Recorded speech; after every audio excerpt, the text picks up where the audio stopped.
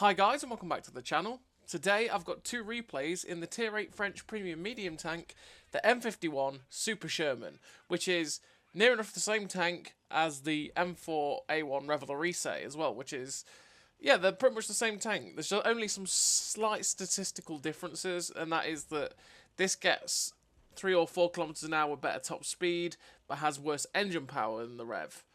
But the Rev has worse ground resistances, which makes it just as slow anyway. It's weird.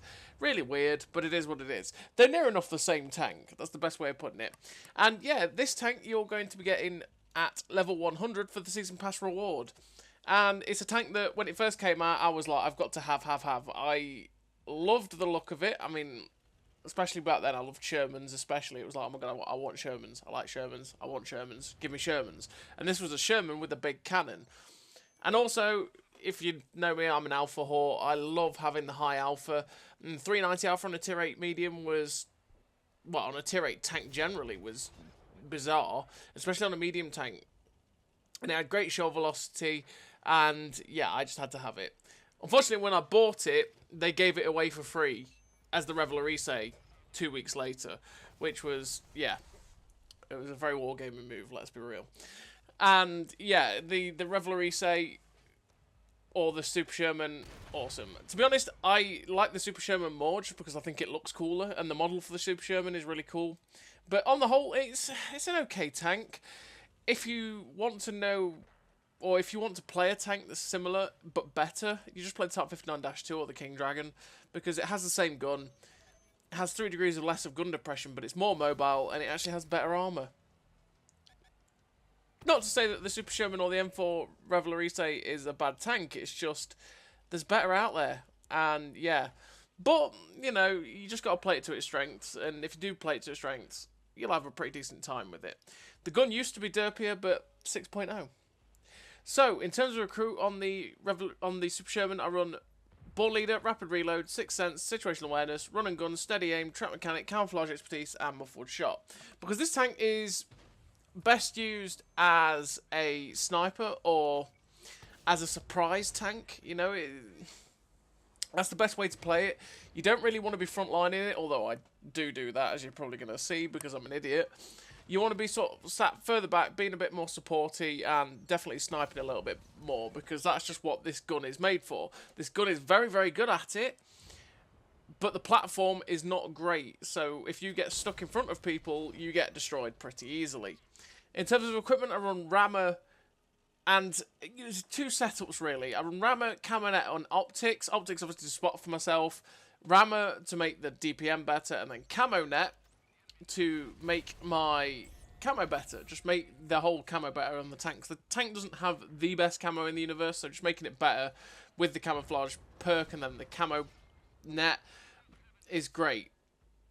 But sometimes the gun is frustrating, and if I get truly frustrated by the gun, I run Rammer, Vert Stabs, and Optics. I think in this replay and the next one I'm actually running the Vert Stabs, because I got a little bit annoyed by the gun, because like I say, it can be a bit derpy, and you might need reining in, but if you can live with the gun, and especially if you played it at those sort of longer ranges and you're always going to be fully aimed in most of the time, you're going to hit your shots anyway, run the camo net, make sure that you don't get spotted as much, because it will lead to your survival a lot more, and it will lead to you being able to, you know, keep using the gun.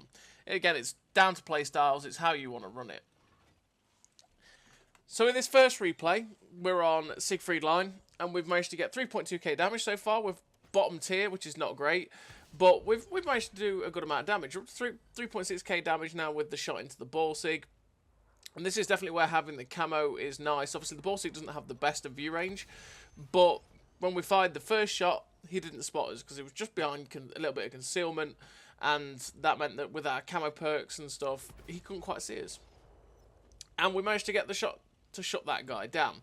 We're up to 4.1k damage, and we're just coming around to look at a shot for the E4, but we couldn't quite get there before he got shut down.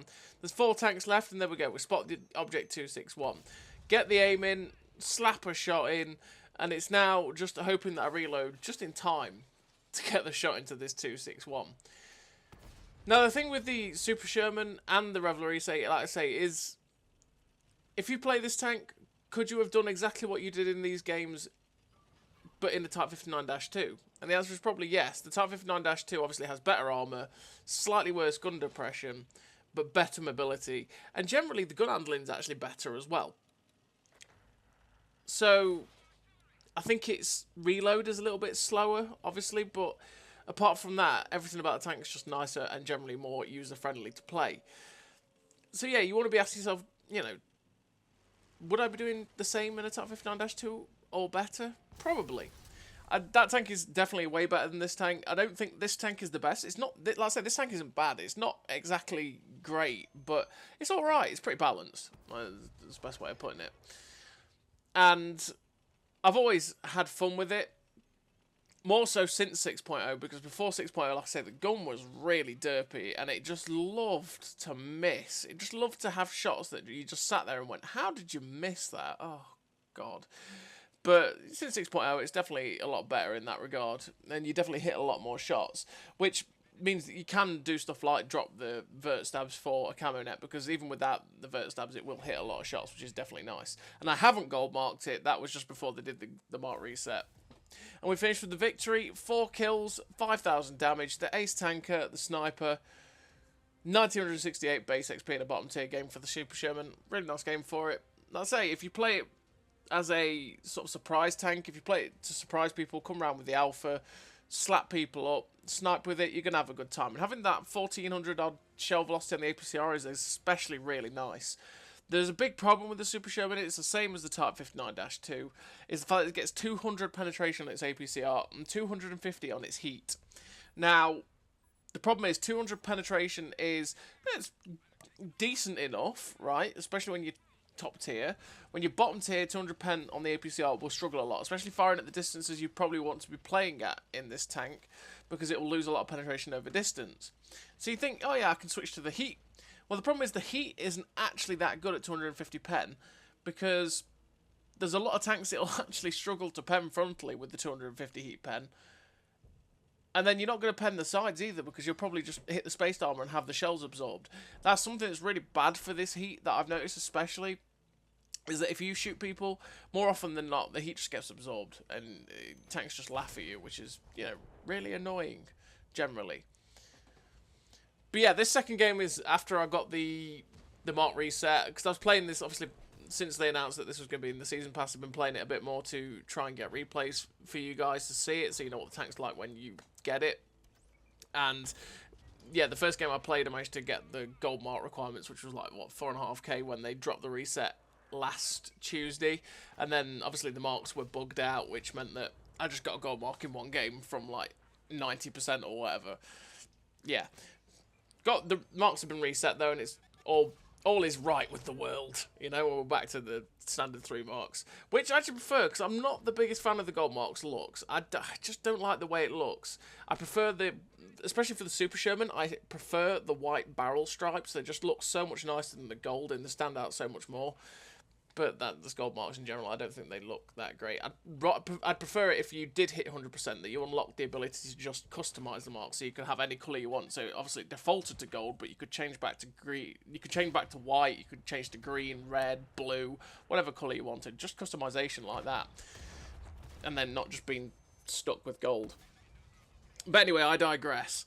We're on Overlord, and we've taken this middle position here, because this middle position is pretty decent for getting some shots out here and there. We're up to 2.3k damage, we're bottom tier again, and we're just looking for some shots on this T95 FV4201, which is the unskinned Valor.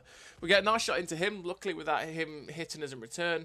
And now we're just going for the shot on this 1390. Oh, we just aimed a little bit too low, didn't take into account the fact that he was going up a ridgeline, and we just missed it. But we're going to get another chance. It's like, hello, sir, let me finish you off. Goodbye. There we go. That's the 1390 out of play, and I'm like, right, okay, next target. We're going to go after this chisel. I thought, actually, there was more people pushing this chisel, so I thought I was going to be a little bit safer. We get kind of lucky that 268 version 5 ends up missing us. I thought there was more people pushing around, but it actually turns out that there wasn't. But it is what it is. We managed to get no shots into that chisel, unfortunately, because the chisel's spaced armor on the side meant that we ricocheted. The gun derped a little bit there, going for the shot into the 268 V5, which means we didn't get to hit him. But we're up to 3k damage so far. The HMH 58 makes a play through the middle. We get a nice shot into him as he crosses over. Then it's like duck into cover. As soon as we fired at that guy, it was mainly keeping priority on just getting away from that TNH 105 1000, because you don't want to get double tapped by that. So we want to try and keep our hit points here.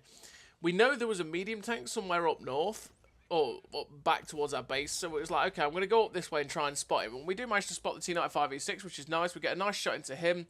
He's driving along. He auto-aims and hits us on the move, because that T95 E6 is absolutely nutty.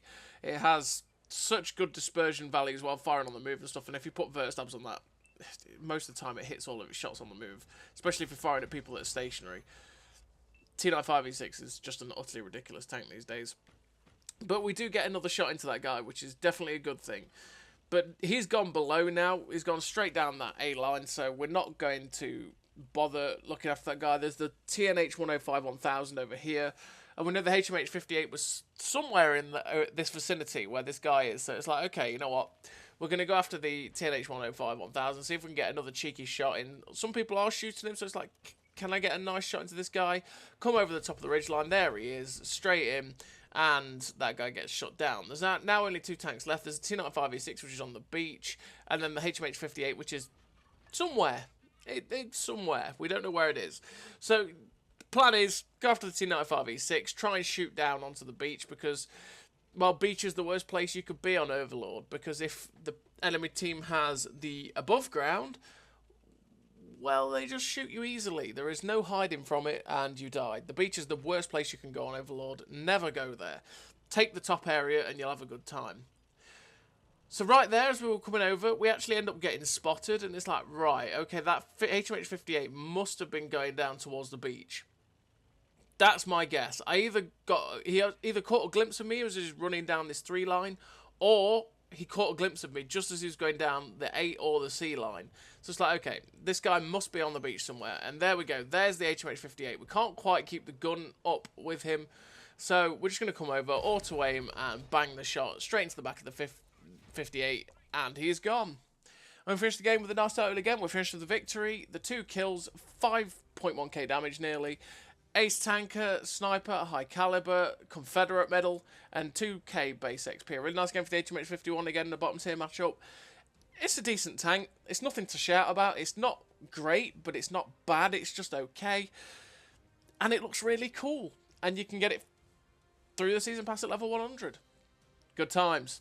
So as always, everybody, thank you very much for watching. I'll see you next time.